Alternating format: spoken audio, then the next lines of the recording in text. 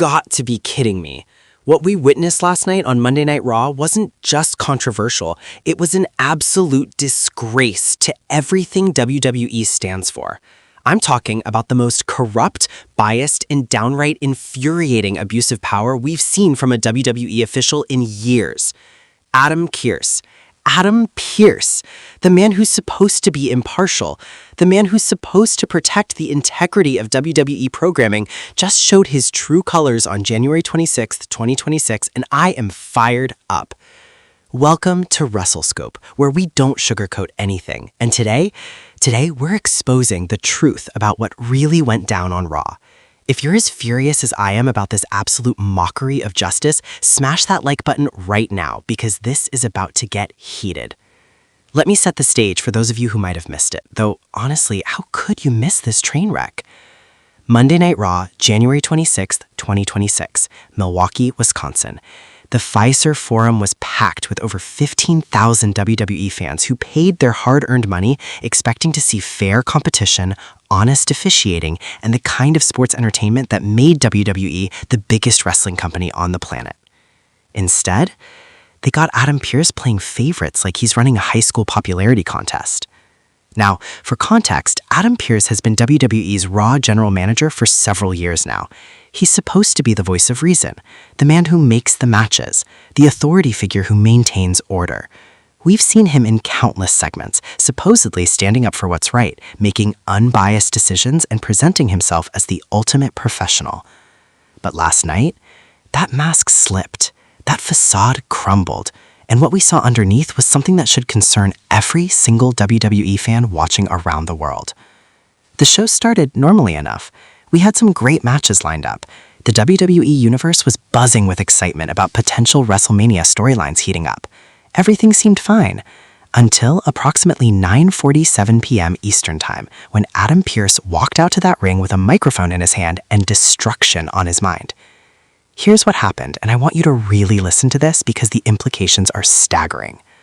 Seth freaking Rollins, one of the most respected veterans in that locker room, a former world champion, a man who has carried Raw on his back for years, was scheduled to face Damian Priest in what was supposed to be a #1 contenders match for the World Heavyweight Championship. Fair enough, right? Two top-tier competitors. Winner gets the title shot. Simple, clean, the way it should be. But then Adam Pearce's music hits. He walks out with that smug expression on his face, and he announces that there's been a change of plans. A change of plans? A change of plans? Pearce gets in that ring and declares, and I quote, "Due to recent events and behavior that doesn't align with WWE's values, Seth Rollins will not be competing in tonight's #1 contenders match. Instead, he will face a punishment match against Bronson Reed, and if he loses, he's banned from challenging for the World Heavyweight Championship for the next 6 months. 6 months?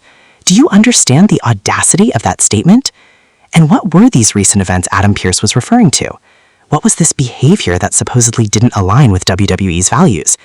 Seth Rollins called out CM Punk on social media for backstage politics. He exercised his freedom of speech.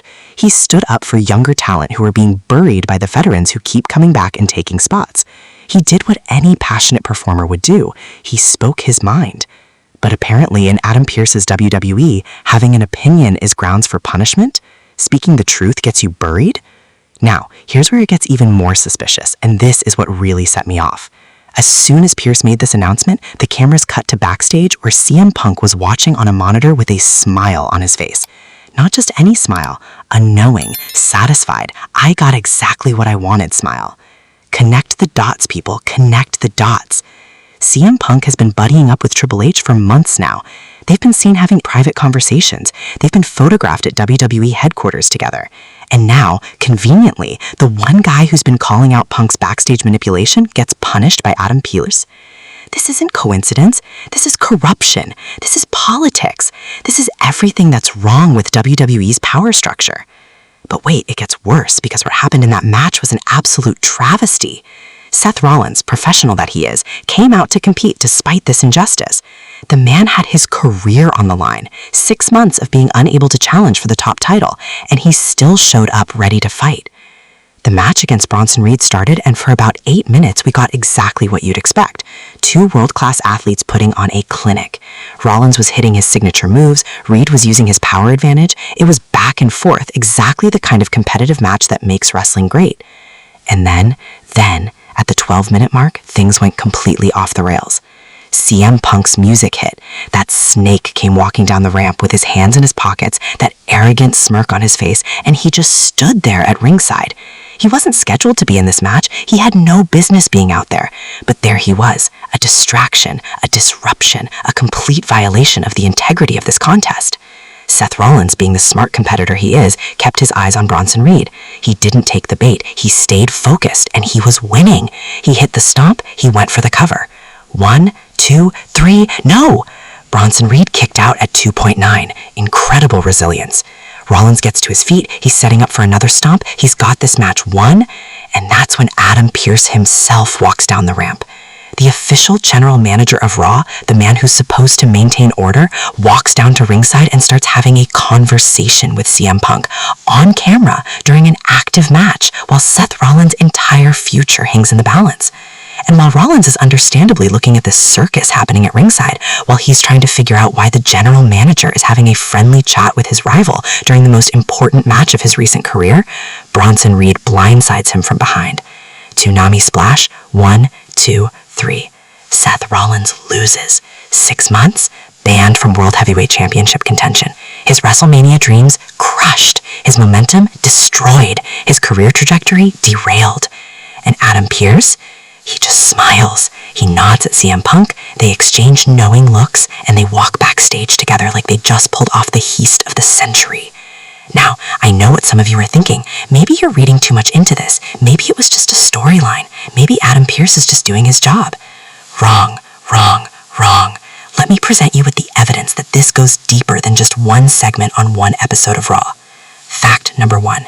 3 weeks ago, Seth Rollins was scheduled for a WWE Championship match against Gunther. The week before that match, Adam Pearce suddenly announced that Rollins had a minor injury and couldn't compete. Rollins himself said on social media that he was perfectly healthy and had no idea where this came from. Who got that title shot instead?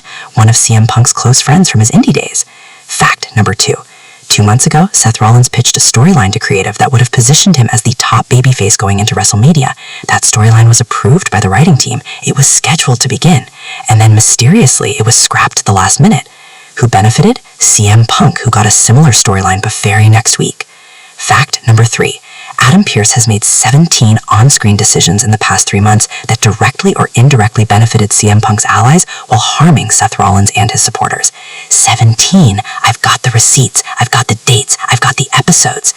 This isn't conspiracy theory, this is documented pattern of behavior. And here's what really concerns me as someone who's been covering WWE for years. This isn't just about Seth Rollins versus CM Punk. This isn't just about one wrestler getting buried or one authority figure playing favorites. This is about the credibility of WWE as a whole. When fans tune into Monday Night Raw, they're suspending their disbelief, yes, but they're also expecting a certain level of internal logic. They're expecting that within the world of WWE, there are rules, there are consequences, there's a structure. But what Adam Pearce did last night shattered all of that. If the general manager can just arbitrarily punish wrestlers he doesn't like, if he can change match stipulations on a whim to benefit his favorites, if he can interfere in matches without consequences, then what's the point? Why should we care about wins and losses? Why should we invest in storylines? Why should we believe anything we're watching matters if the person in charge can just ignore the rules whenever it's convenient? Now, let me tell you what we're hearing from behind the scenes, because this story gets even more interesting when you look at how the WWE locker room is reacting. According to multiple sources, and I'm talking about people who are actually backstage, not just random internet rumors, the locker room is divided right now. One faction, led by veterans who've been in WWE for years, is furious about what happened. They see Adam Pearce's actions as a dangerous precedent. They're worried that if management can torpedo Seth Rollins' push this easily, what's stopping them from doing it to anyone who speaks up or rocks the boat? Wrestlers like Chad Gable, Sami Zayn, and even some surprising names like Finn Balor have reportedly been having closed-door meetings discussing whether they need to take their concerns directly to Nick Khan or even Vince McMahon's successors.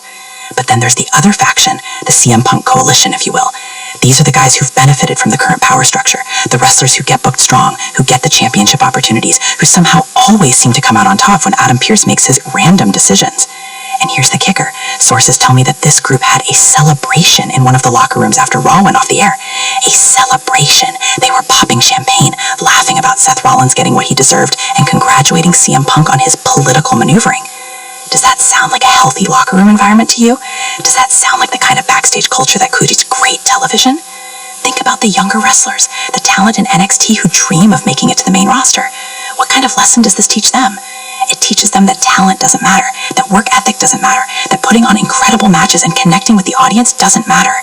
What matters is who you know. What matters is playing politics. What matters is getting on the good side of the right people, even if it means compromising your integrity. Is that the WWE we want? Is that the message we want to send to the next generation of superstars? I didn't think so. You know, this isn't the first time we've seen corrupt authority figures in WWE. The company has a long history of evil general managers and tyrannical commissioners. We had Eric Bischoff in the early 2000s abusing his power as WOW general manager to benefit Evolution and hold down fan favorites. We had Vicky Guerrero using her authority to give Edge every advantage possible while making life miserable for the babyfaces. We had Baron Corbin